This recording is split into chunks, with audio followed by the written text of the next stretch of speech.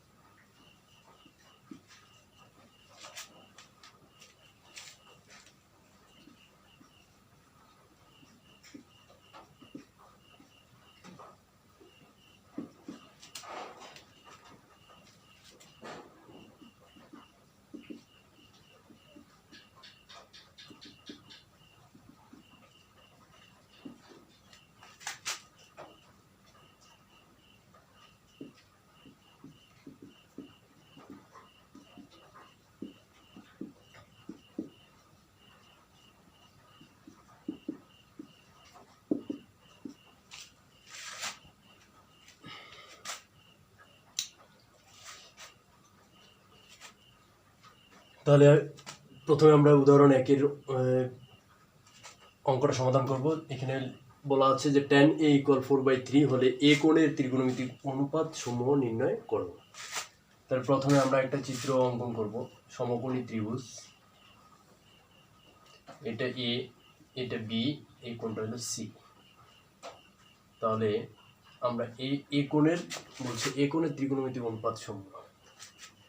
তাহলে আমরা এখানে যদি এই tan a = 4/3 হয়, তাহলে আমরা ট্যানের সূত্র জানি টেরা লম্বা ভূত, লম্ব বাই ভূমি। তাহলে এখানে লম্ব হচ্ছে 4 আর ভূমি হচ্ছে 3। তাহলে এখানে আমরা লিখতে পারি এখানে AB = 3 এবং BC = 4। তাহলে আমরা পিথাগোরাসের সূত্র অনুসারে লিখতে পারি, যেহেতু এটা একটা সমকোণী ত্রিভুজ, তাহলে পিথাগোরাসের সূত্র অনুসারে আমরা লিখতে পারি যে অতিভুজ স্কয়ার = লম্ব স্কয়ার প্লাস ভূমি স্কয়ার। এটাকে আমরা অতিভুজ বলবো, এটা হলো লম্ব আর এটা হলো ভূমি। তাহলে সূত্রটা আমরা জানি যে অতিভুজ স্কয়ার = লম্ব স্কয়ার প্লাস ভূমি স্কয়ার। তার মানে AC² =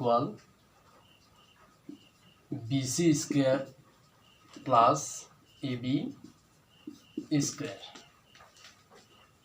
বা এসি স্কোয়ার ইকুয়াল বিসির মান হচ্ছে 4, 4 এর উপর স্কোয়ার হবে প্লাস এবির মান হচ্ছে 3, 3 এর উপর স্কোয়ার হবে। তাহলে বা এসি স্কোয়ার ইকুয়াল 4 এর উপর স্কোয়ার 4 চোখ 16 প্লাস 3 এর উপর স্কোয়ার 3 3 9। তাহলে এখানে এসি স্কোয়ার 16 আর 9 আসতেছে 25। তাহলে বা এসি ইকুয়াল এই স্কোয়ারটাকে আমরা এখানে রুট করে দিব, তাহলে রুট 25। তাহলে অতএব এসি সমান আমরা লিখতে পারি 5। তাহলে এসির মান হচ্ছে 5। এরপরে তাহলে আমাদের এখানে 3টা বাহুরের মান আমরা পেয়ে গেলাম। তাহলে যেহেতু tan এ দেওয়া আছে, তাহলে আমাদের ত্রিকোণমিতিক অনুপাত সমূহ হচ্ছে টোটাল 6টা। তাহলে একটা দেওয়া আছে, আরও 5টা আমরা বের করব। তাহলে এইটুকু আমরা প্রথমে মিশাই দিই।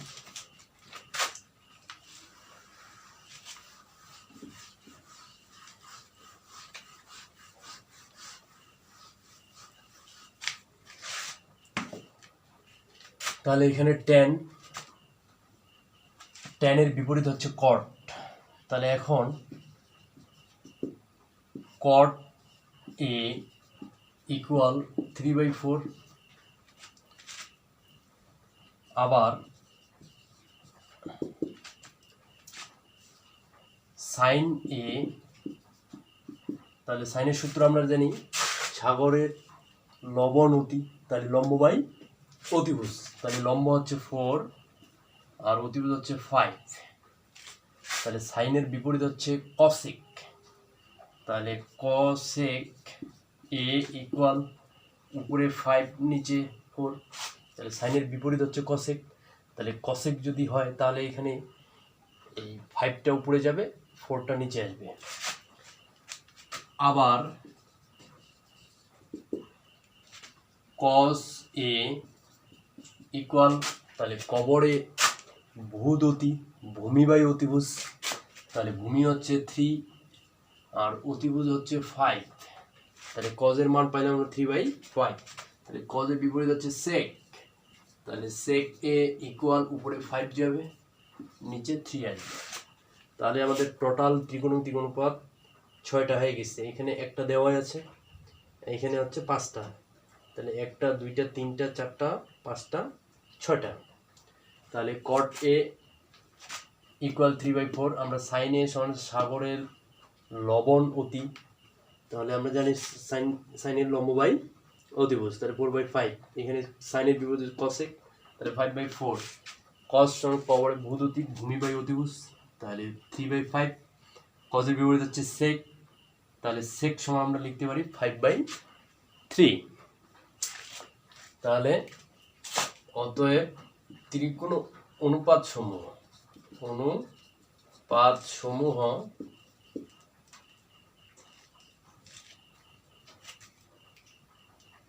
4/3, 3/4, 4/5, 5/4, তারপর হচ্ছে 3/5, এরপরে হচ্ছে 5/3। তাহলে এটাই হবে আনসার। তাহলে এইভাবেই আমাদের ত্রিকোণমিতিক অনুপাত সমূহ নির্ণয় করতে হবে। মিশাই দিই।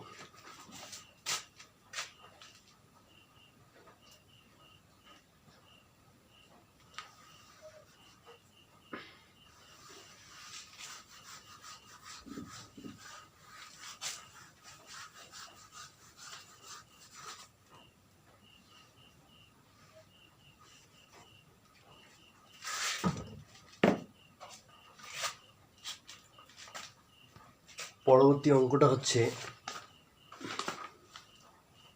Sign A equal 3/4। Sine A equal 3/4। By 4 হলে এ কোণের ত্রিকোণমিতিক অনুপাত সমূহ নির্ণয় করো। তাহলে সাইন এ ইকুয়াল 3/4, আমরা সাইনের সূত্র জানি, সাইন থিটা ইকুয়াল লম্ব বাই অতিভুজ।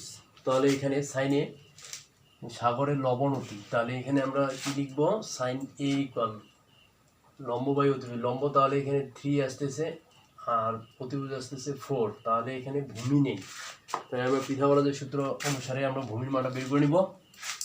তাহলে আমরা জানি, প্রথমে এখানে লিখে নিই, এখানে এসি ইকুয়াল 4, বিসি ইকুয়াল হচ্ছে 3, তাহলে এবির মান বের করতে হবে। আমরা জানি যে এসি স্কোয়ার মানে অতিভুজ স্কোয়ার ইকুয়াল লম্ব বলতে বিসি প্লাস ভূমি এবি স্কোয়ার। তাহলে বা এসির মান হচ্ছে 4, 4 এর উপরে স্কোয়ার, বিসির মান হচ্ছে 3, 3 এর উপরে স্কোয়ার হবে প্লাস এবি 9, এবির মান বের করব। তাহলে এখানে 4 × 16 আসবে, এখানে 9 প্লাস এবি স্কোয়ার, এটাকে প্রতিসাম্য করে নিই। তাহলে 9 প্লাস এবি স্কোয়ার এই পাশে 16 বা এবি স্কোয়ার ইকুয়াল 16, এটা প্লাস এর পাশে মাইনাস। তাহলে এবি স্কোয়ার ইকুয়াল 16 থেকে 9 যদি চলে যায়, 3 এর উপর স্কোয়ার 3 3 9, তাহলে এখানে প্লাস 9 এখানে, তাহলে এখানে আসবে 6 7 আসবে, তাহলে 7, তার মানে এখানে আমরা এবি ইকুয়াল পাবো √7।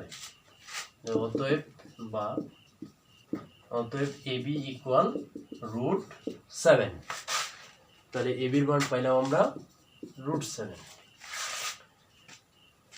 তো এখন আমরা যেহেতু অনুপাত সমূহ নির্ণয় করতে বলছে, তাহলে একটা অনুপাত দেওয়া আছে, বাকি 5টা আমরা বের করব। তাহলে এখানে ভূমির মান আমরা বের করছি বা এবির মান আসলো কত, √7। এটা এখন মিশিয়ে নিই।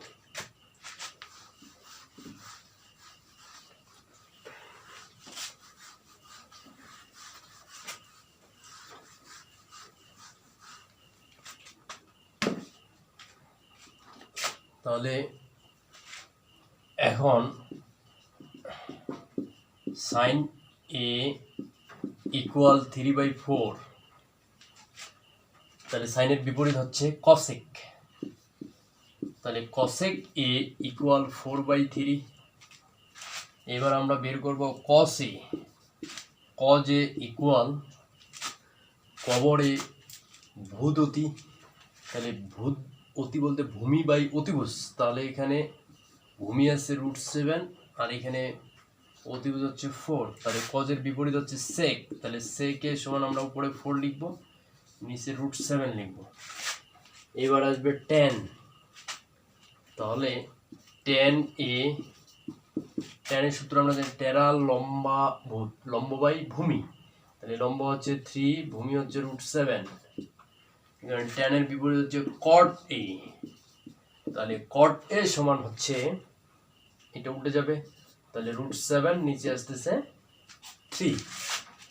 তাহলে অতএব অনুপাত সমূহ